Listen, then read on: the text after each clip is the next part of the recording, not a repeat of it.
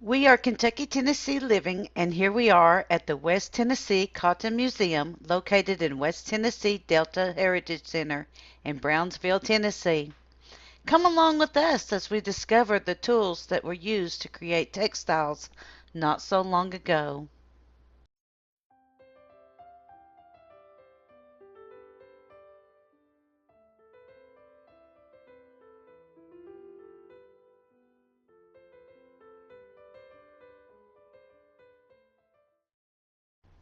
Discover how cotton touches your family's everyday life.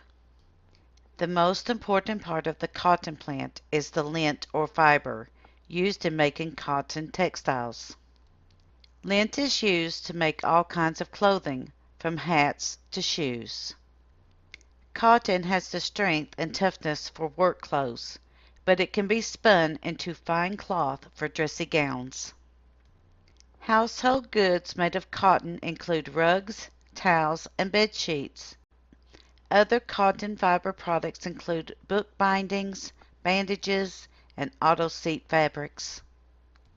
Cottonseed linters, which are the short fibers that cling to the seed, are used by many industries as chemically treated raw materials for such products as plastic, photographic film, paper, and sausage casings. Explosive manufacturers use linters to produce smokeless gunpowder. Linter fibers are also used to stuff mattresses, cushions, and pads. Linters that have been bleached and sterilized are used as a medical cotton. Information provided by the National Cottonseed Production Association.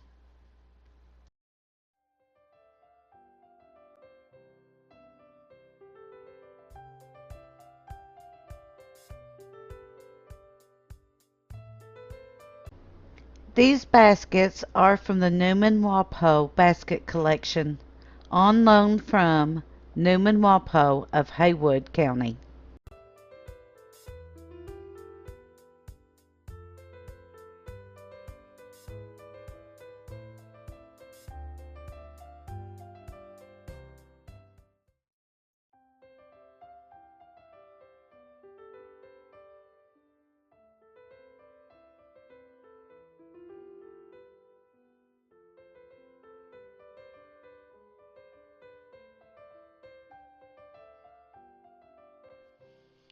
The floor loom.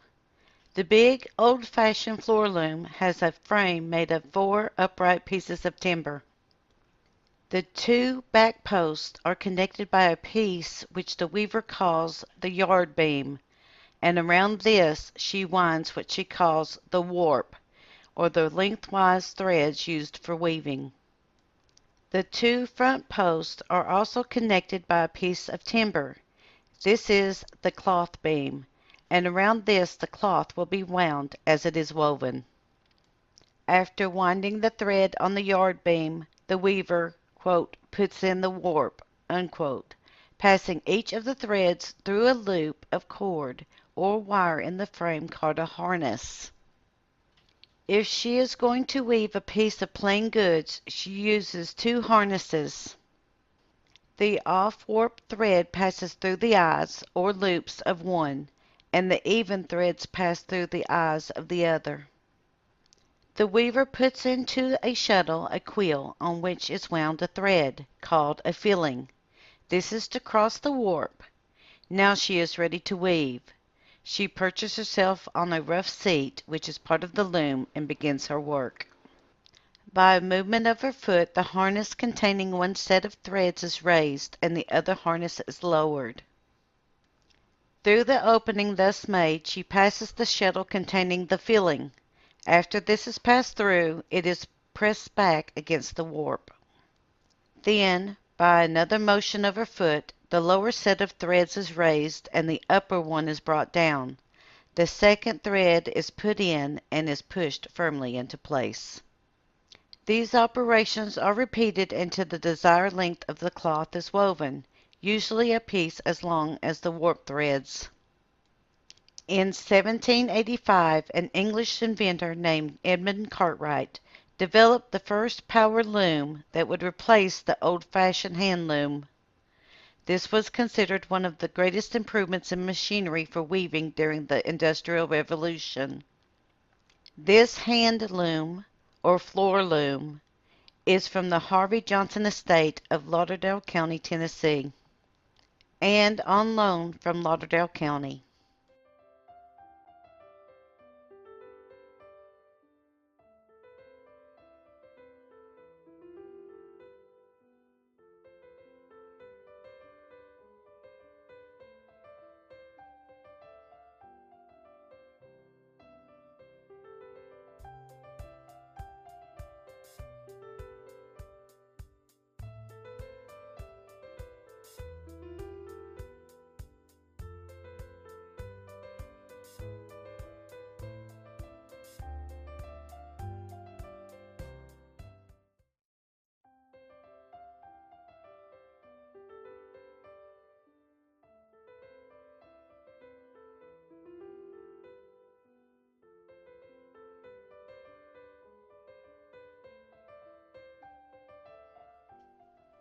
The culture of quilt making in the Tennessee Delta. The culture of quilt making in the rural areas of the Tennessee Delta contributed to small farm stability before the industrialization affected the practice. North of Memphis and east of the Mississippi, quilt making thrived in the Tennessee Delta households of blacks and whites who worked on the cotton fields and under the pre-1960s conditions of labor-intensive agriculture. Quilts were valued not as examples of exacting, complex, and time-consuming needlework artistry, but as an affordable, much-needed source of warmth on winter nights. Quilt making was a way for the homemaker to take care of her family. Quilt making was a household necessity, homemaker's obligation, and a source of pride among the people who valued its self-sufficiency. They not only provided warmth, but brightened the home environment. The construction process gave hard-working homemakers time for pleasurable, creative activity, solitary relaxation, and companionship with quilt group friends. Quilt making reflected the living conditions and values of these small farm folk, while drawing from the 19th century quilt styles and from newspaper quilt patterns. Historically, textile work in this region was a realm where women of different age groups, economic groups, and racial groups interacted. Quote, she would get short patent.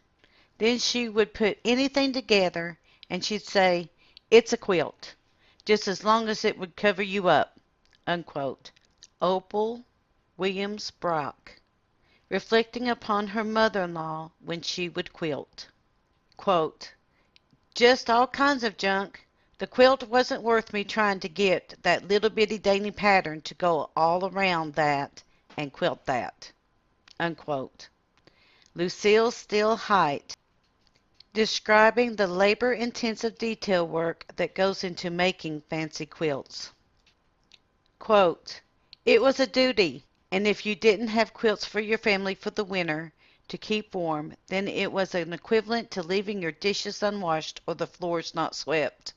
Unquote. Carolyn Simpson. The culture of quilt making in the Tennessee Delta, Board Number 2. Quilting techniques were developed over decades and shared informally. Younger women learned to make quilts by watching and working with the older family members and neighbors. Men contributed to quilt making by building frames and storage boxes, buying sewing machines and supplies, and bringing clean cotton home from the gin to serve as batting. Quilt frames were homemade and could be used outdoors, or raised or lowered from ceilings in rooms that were also needed for eating and sleeping.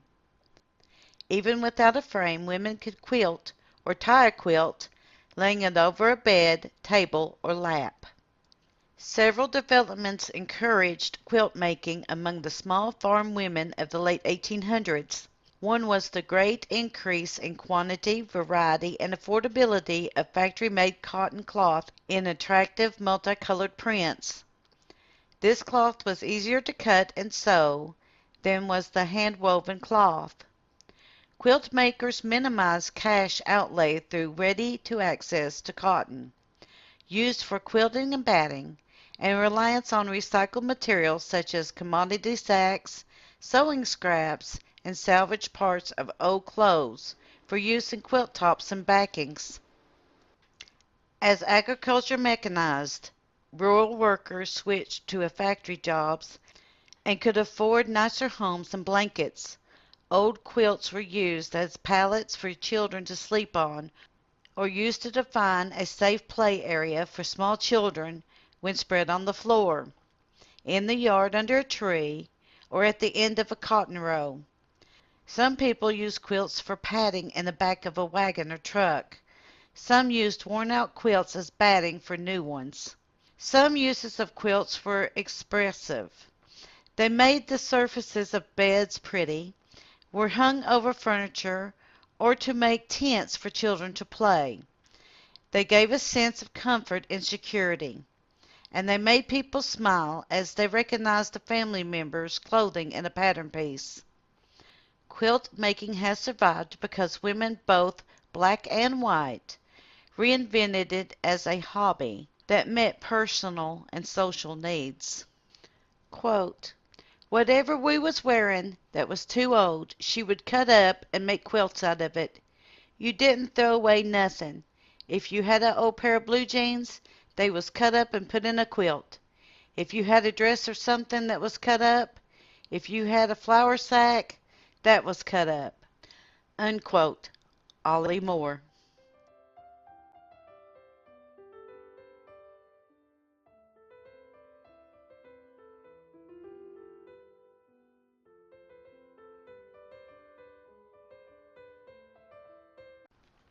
The Rural Economics of Sewing.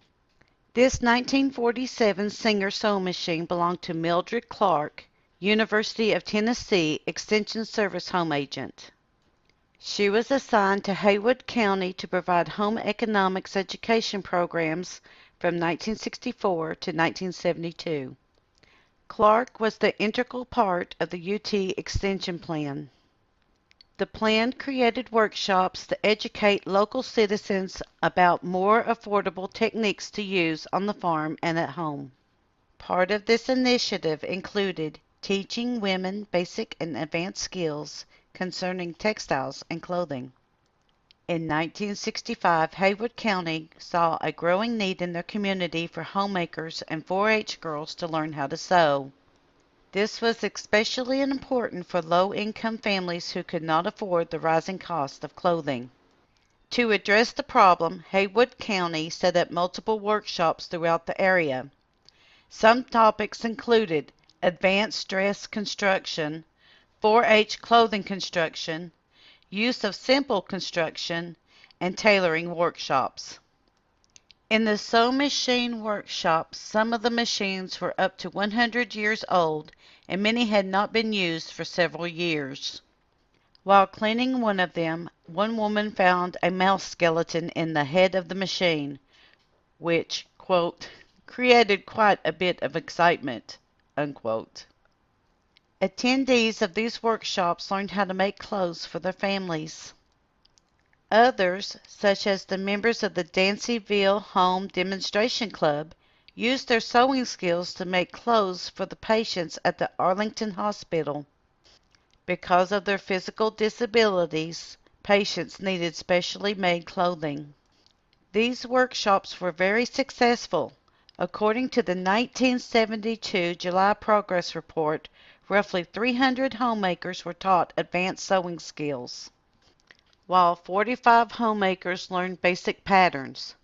In the advanced classes, over 3,000 accessories were made, such as men's ties, women's scarves, and macrame items, which resulted in an estimated savings of $9,000.